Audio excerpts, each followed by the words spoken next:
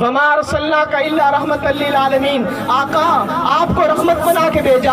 آقا آپ کو رحمت ایک علاقے کے لیے نہیں بنایا، ایک قصبے کے لیے نہیں بنایا، ایک قوم کے لیے نہیں بنایا، ایک کنبے کے لیے نہیں بنایا، ایک قبیلے کے لیے نہیں بنایا۔ آپ رحمت بن کر آئے، انسانوں کے لیے بھی آپ رحمت بن کر آئے، جنات کے لیے بھی آپ رحمت بن کر آئے۔ جنات بھی آقا کی خدمت میں حاضر ہوتے ہیں، اپنا مقدمہ سناتے ہیں، اپنا مقدمہ پیش کرتے ہیں، اپنی بات کرتے ہیں۔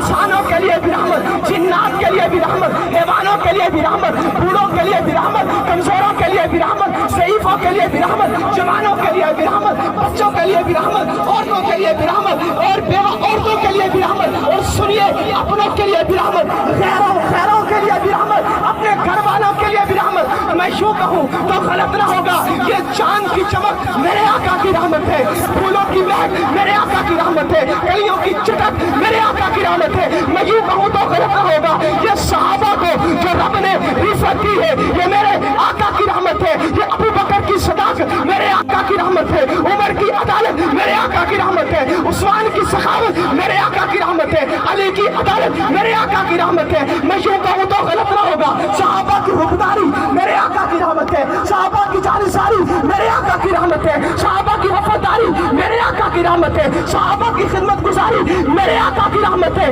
اس لیے تو رب کریم نے قرآن میں فرمایا وما ارسلناک الا رحمۃ للعالمین۔ سبحان اللہ۔ سراپا اجالا ہمارا نبی، رحمت حق تعالی ہمارا نبی، جس کا کونین میں کوئی ثانی نہیں، ہے وہ جگ سے نرالا ہمارا نبی، یتیموں ضعیفوں کا فریاد رس، بے کسوں کا سہارا ہمارا نبی۔